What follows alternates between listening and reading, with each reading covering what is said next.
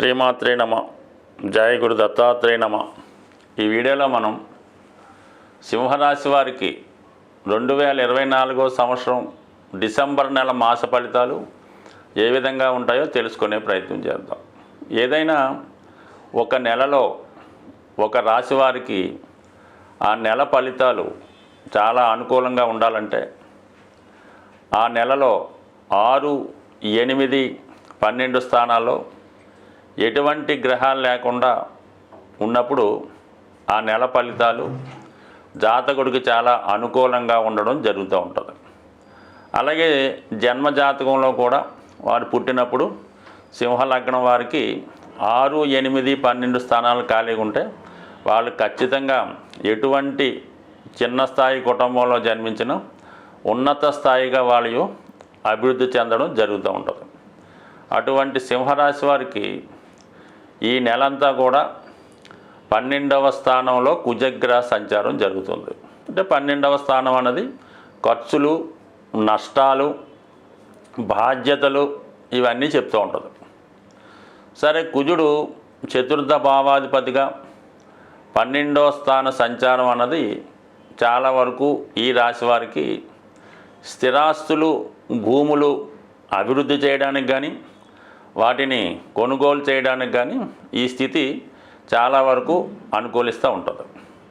అయితే మరి మనం ఏదన్నా ఇల్లు కొనాలన్నా, భూమి కొనాలన్నా, కారు కొనాలన్నా ధనం రావాలిగా. మరి ఆ ధనానికి కూడా మరి రాశ్యాధిపతిగా ఉన్నటువంటి రవి భగవానుడు మరి ధన లాభాధిపతి అయినటువంటి బుధగ్రహంతో కలియడం జరిగింది. కలిసి 4వ స్థానంలో సంచరించడం వల్ల జాతకుడు తన యొక్క కుటుంబ సభ్యుల సహకారంతోనూ ఇన్నాళ్ళు తను సంపాదించిన ధనం, అలాగే రక్త సంబంధీకులు, మిత్రుల సహకారంతో చతుర్థ భావంలో సంచరించడం వల్ల కంపల్సరిగా ఈ నెలలో జాతకుడు ఏదైనా స్థిరాస్తి కానీ విలువైనటువంటి అసెట్స్, భూమి, వాహనం లాంటిది కొనుగోలు చేసే అవకాశం ఉంటుంది. సో దానికి కుజుడు 12లో ఉన్నప్పుడు మరి భూమి మీద పెట్టుబడి పెట్టడం జరుగుతుంది. కాబట్టి జాతకుడు ఏమాత్రం ధైర్యంగా తను సంపాదించిన ధనాన్ని ఇన్వెస్ట్ చేసుకోవచ్చు. అలాగే ఏమాత్రం ప్రయత్నం చేసినా ఖచ్చితంగా ఈ నెలలో గృహయోగం జాతకుడికి కలుగుతూ ఉంటుంది. సో అలాగే ముఖ్యంగా మరి ఈ ధనస్థానంలో ఉన్నటువంటి కేతుగ్రహ సంచారం, అలాగే 6వ స్థానంలో ఉన్నటువంటి శుక్రగ్రహ సంచారం జాతకుడు కొంతవరకు రుణం కూడా చేసే విధంగా ఈ గ్రహస్థితి అవకాశం ఉంది. కాబట్టి ఏదైనా అవకాశం ఉన్న చోట ఏదైనా మంచి సంస్థలో రుణం తీసుకొని మరి గృహం కొనుక్కుంటే మంచిది. అయితే ఈ ప్రయత్నంలో మీకు మీ కుటుంబ సభ్యులు చాలా వరకు వ్యతిరేకించే అవకాశం ఉన్నది. అంటే ఇప్పుడు మనకి ఇంత ఖరీదైన గృహం అవసరమా, లేదంటే వాహనం అవసరం అని విమర్శలు వచ్చే సూచనలు ఉన్నాయి. దానికి కొంత వ్యతిరేకత కూడా రావచ్చు. అయినప్పుడు కూడా మీ నిర్ణయం ప్రకారం మీరు ముందుకెళ్తే భవిష్యత్తులో అది మీకు మంచిగా లాభంగా మారే అవకాశం ఉంటుంది. కాబట్టి ఎవరేమనుకున్నా మీరు తీసుకున్న నిర్ణయమే కరెక్ట్ అవుతుంది. కాబట్టి ఖచ్చితంగా మీరు ముందుకి వెళ్ళిపోవచ్చు ఈ స్థిరాస్తి కొనుక్కునే విషయంలో. అయితే మరికొంతమంది విషయంలో ఎలా ఉందంటే మీకు ఆల్రెడీ ఉన్నటువంటి స్థిరాస్తిని కానీ, భూమిని కానీ, పెద్దల ద్వారా సంక్రమించినటువంటి ఆస్తిని కానీ అది విక్రయించి వేరొక చోట అటువంటి స్థిరాస్తి కొనే సూచనలు కూడా ఈ గ్రహస్థితి మీకు అనుకూలంగా ఉండడం జరుగుతుంది. అలాగే ఈ రాశిలో ఉన్నటువంటి విద్యార్థులు మరి వాళ్ళ యొక్క ఉన్నత విద్య కొరకు వేరే రాష్ట్రం కానీ, వేరే దేశం కానీ వెళ్ళడానికి కూడా ఈ గ్రహస్థితి జాతకుడికి అనుకూలించడం జరుగుతుంది. అలాగే మరి మనకి ఈ డిసెంబర్ 15వ తారీఖున రవిగ్రహం 5వ స్థానంలోకి మారడం జరుగుతుంది.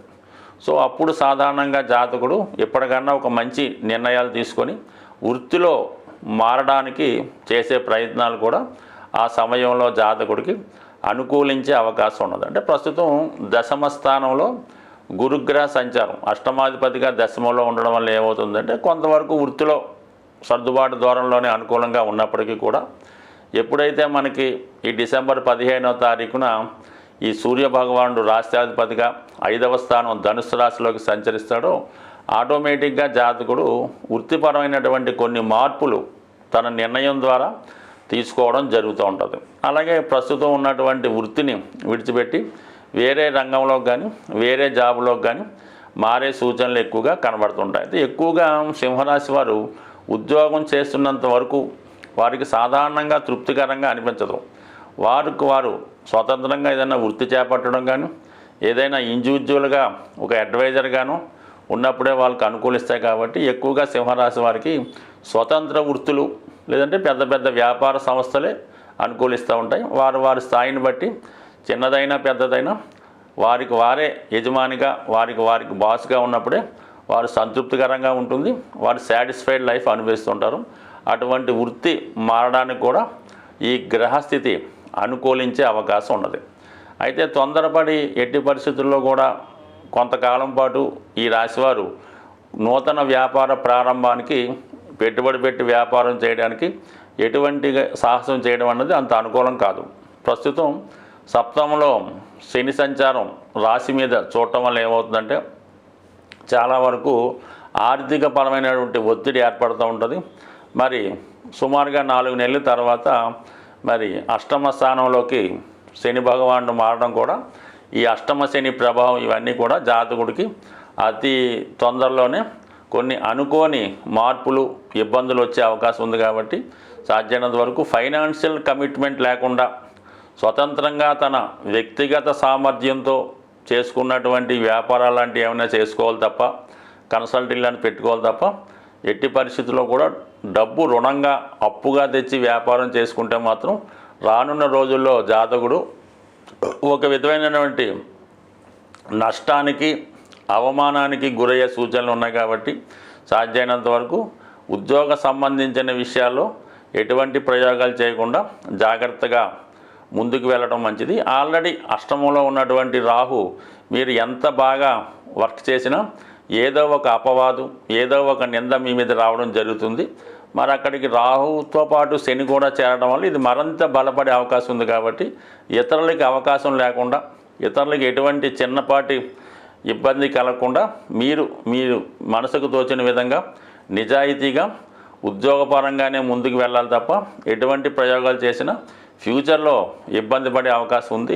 గ్రహాల యొక్క స్థితి పరిశీలించినప్పుడు ఏదైనా ఏ రాశి వారికైనా ఏ లగ్నం వారికైనా బాగా కష్టపెట్టాలన్నా సంతోషాన్ని ఇవ్వాలన్నా కూడా 2 గ్రహాలు ప్రధానంగా ఉండడం జరుగుతుంది.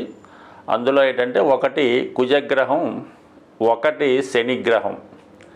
ఈ 2 గ్రహాలే జాతకుల యొక్క సమస్త ఇబ్బందులకి కారణమవుతుంటుంది.